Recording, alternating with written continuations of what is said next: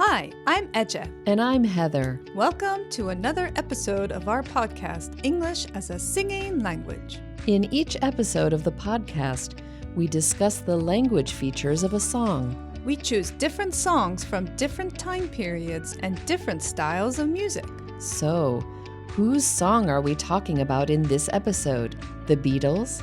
The Supremes? Wait, is it Taylor Swift? Nope, none of those. But the song in this episode is really special. Oh yeah? Why is it special? This song was written and sung by a friend of ours. It is a song written especially to show an English grammar point. Wow, that's amazing. I can't wait to hear it. You're going to love it. Let's get started.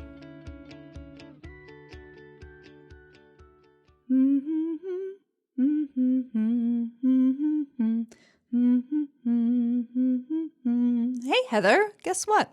Hi, Eche. What's up? You seem pretty excited. Are you reading the emails sent to the podcast account? Yes. Remember when we talked to Patti Spinner, the woman who wrote and sang all of those great grammar songs? Of course I remember. We have met so many cool people since we started doing the podcast, and we had a great chat with her. We did. We just received an email from Patti about our recent interview with her. And listeners, we are releasing that interview as a bonus episode. So after you listen and sing the song, be sure to check out our entire interview with Patti Spinner. We have had so much fun working on this podcast, but we always choose songs that other people have written. You and I are neither singers nor songwriters. Right, that is very true. And sometimes it's hard to find a song that is really suitable for language learning. Patti talked to us about having some of the same problems that we do when using music to learn English. But she found an amazing solution to the problem of finding appropriate songs for language learning. That's right. She decided to write and sing a variety of songs herself, each one with a different grammar focus. In our interview with Patti, this is what she had to say about that. I wanted to create my own songs that would solve some of those problems and also give lots of different kinds of examples so that the students could enjoy listening to the music but also hear lots of different uses of tricky or difficult grammar points. We'll include a link to the website where you can find all of the songs Patti recorded for the L-Pop series. There are songs that focus on real conditionals, past perfect, verbs with infinitives, and many others. That's really great. And in this episode, we're going to be talking about the song Adventurous Girl, a song that focuses on the present perfect tense. We have done an episode that included the present perfect before, haven't we? Yes, we have. If you haven't heard it yet, listeners, you should check out Season 1, Episode 3. In that episode, we talk about the use of the present perfect in Queen's 1977 rock anthem, We Are the Champions. Even if we have talked about it before, the present perfect is a new tense for many learners, and it is easy to confuse it with the simple past tense. It is, and you'll notice in Patti's lyrics that she includes examples of both present perfect and simple past. So, in general, we form the present perfect by using have or has plus the past participle of the verb, also known as the third form of the verb. Right. So I can say, I have visited the pyramids in Egypt. Or I could say, my son has traveled to many countries. Yep. And you can see in both of these examples, and in the examples in Patti's song, Adventurous Girl, that the present perfect tense is used to show that something has happened in the past. But the time it happened isn't important. The focus is on the event, not on the time it happened. So in Adventurous Girl, Patti is singing about all of the great adventures she has had in her life so far. I'm curious, Eje. Would you say you are an adventurous person? I suppose it depends on the situation, but yes, I do consider myself an adventurous person. I find two things to be helpful. The first one is listening to inspiring and uplifting songs, like the ones we talk about in our podcast, and then also having a network of supportive people who encourage me. Both of those things help me to step outside my comfort zone. Having supportive friends and family is really important. And how about you, Heather? Are you adventurous? Well, I try to push myself to be brave and try new things, but it's not easy for me. Do you remember in Season 2, Episode 1, how you helped me overcome my anxiety about an upcoming adventure? That was a big challenge for me, and Shakira's song, Try Everything, helped me to face my fears and enjoy the adventure. Yes, listeners should definitely go back and check out that episode if they haven't done that yet. So, what adventures does Patti sing about in this song? She starts off with, "Oh, I've flown in fancy planes, ridden round on high-speed trains." Ooh, that sounds exciting. Have you done either of those things, Heather? I guess I have. I have flown business class on a plane, and I have taken a high-speed train in Taiwan and in Japan. How about you? Yes, I was lucky enough to be upgraded to business class on a plane once. And I've also taken a high-speed train in Japan. And how about, oh, I've driven classic cars, eaten steak and caviar? A classic car is an old, expensive car like a 1967 Ford Mustang. I have never driven a classic car. Me neither. And I stopped eating beef a few years ago, but I have eaten steak before. Eje, what is caviar? Caviar is a very expensive food. It is the eggs from a specific kind of fish, a sturgeon. I have not tried it.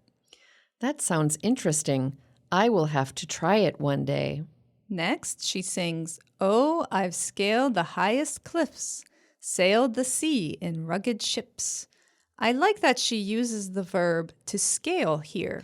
Yes, it's a very specific verb that means to climb to the top of something very high and steep, something like a cliff. And a cliff is an extremely steep wall of rock, usually facing the sea. I have seen a cliff, but I have never scaled one. I haven't either. I also haven't sailed the sea in a rugged ship. I like that she uses the adjective rugged to describe the ship. When we use rugged to describe a thing, it means that it is built to withstand or be used in very rough conditions. Okay, then she sings, "I've climbed the highest mountains, drunk my fill from natural fountains." I've climbed a few mountains, but not the highest ones, and I have never drunk from a natural fountain. The highest mountain I've climbed is Mount Fuji in Japan, but I haven't drunk from a natural fountain. In the next verse, she is talking about places she has visited. She starts in China and says, "Oh, I've stood upon the Great Wall." I have visited the Great Wall. It's really impressive. I have been to the Great Wall too. Next, Patti sings that she's seen the domes of the Taj Mahal. And the Taj Mahal is a beautiful palace in India. I haven't visited India yet. I have never been to India either, but I really want to see the Taj Mahal. How about, "Oh, I've crossed the polar ice caps"? As you remember from Season 1, Episode 11, I do not like the cold. I do not want to go to the North Pole or the South Pole. How about another place Patti has been? She's trekked across the arid outback. An arid place doesn't get enough rain to grow plants, and the outback in Australia is known for being hot and dry. That might be too hot for me, but Trekking sounds interesting. What does the verb to trek mean? A trek is a long hike. I have gone on many treks in my life so far, but not in the Australian outback. There's a great rhyme in the next line. Oh, I've seen the cliffs of Dover, walk through fields of Irish clover, where Dover and clover rhyme. The cliffs of Dover are in England, and obviously Irish clover, which is a kind of grass that has 3 round leaves, is found in Ireland. Well, lucky clover has 4 leaves. I have found a lucky clover before. I was very excited about it. How about the next line? Oh, I've swum across the Nile, gazed at Mona Lisa's smile. I've gone swimming many times in my life, but I've never swum across the Nile River. Have you? I've sailed across the Nile, but I haven't swum in it. And you can see Leonardo da Vinci's famous painting, the Mona Lisa, at the Louvre Museum in France. It has been on display there since 1804. Wow, that's a long time. And she uses the verb to gaze at rather than to look at. What is the difference between gaze at and look at? Gaze at means that you are looking at something for a long time, often with admiration, like whatever you are gazing at is very impressive. That's a useful word. In fact, I have gazed at the Mona Lisa. Okay. Let's talk about the use of past tense verbs before we discuss the refrain. Sounds good. Patti sings, when I was very young, I was scared, held my tongue, 'cause I thought I'd get laughed at. Did you notice the verbs are all past tense? Yes, since she's talking about a specific time, when she was very young, she has to use simple past tense here. And Edja, what does it mean to hold your tongue? Is it like this? No. If you hold your tongue, it means that there's something you really want to say, but you decide it is better not to say it. Like in Patti's case, she was afraid if she said what she was thinking, other people would laugh at her. I think most people feel that way sometimes. Then she sings, but I turned things around, spoke my mind, held my ground, and I never have looked back. So, if you turn things around, it means that you took a bad situation and turned it into something positive, right? Right.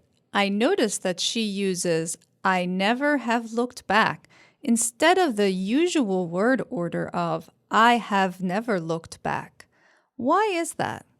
The word order that is used most of the time is I have never.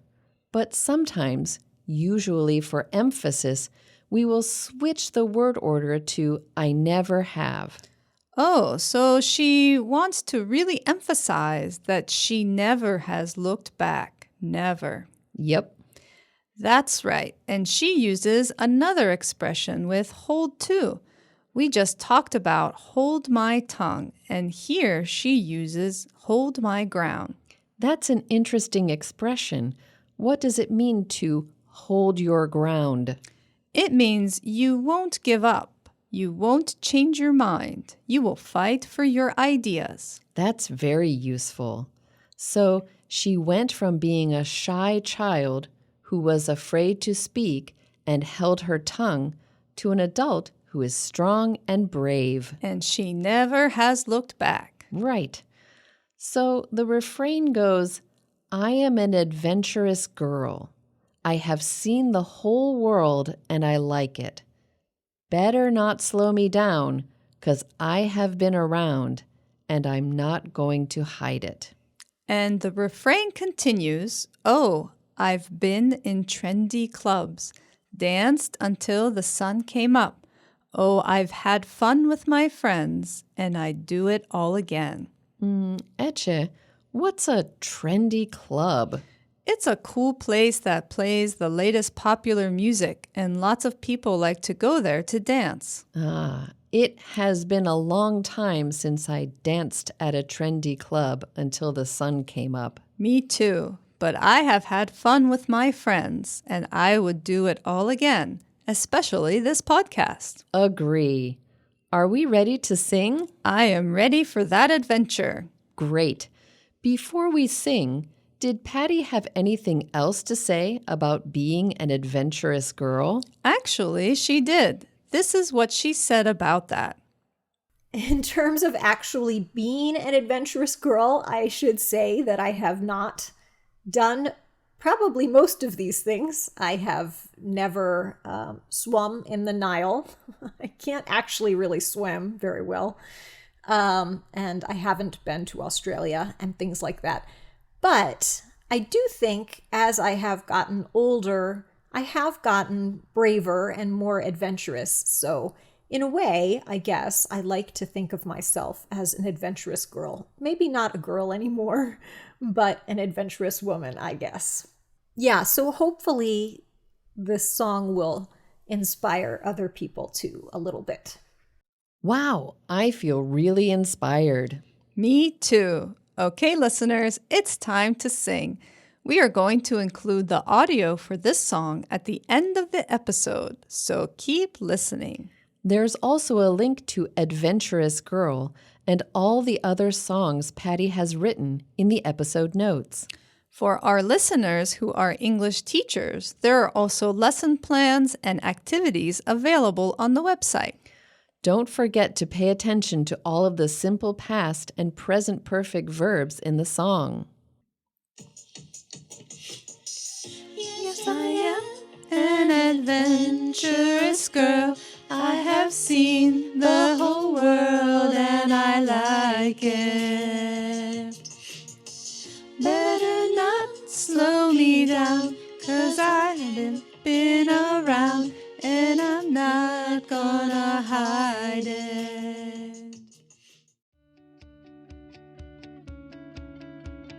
I have enjoyed this episode so much. It has been really fun doing an episode about a song that was written by someone we know. And she wrote it especially for English language learners. Right. We will be releasing the entire interview we had with Patti as a special Connections episode. She has a lot of interesting ideas about using songs to learn English.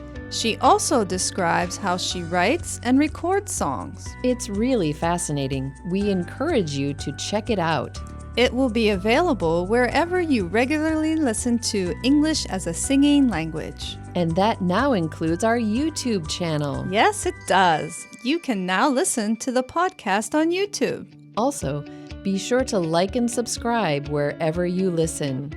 And don't forget to follow us on Instagram at Singing Languages. Until next time, have fun and just keep singing.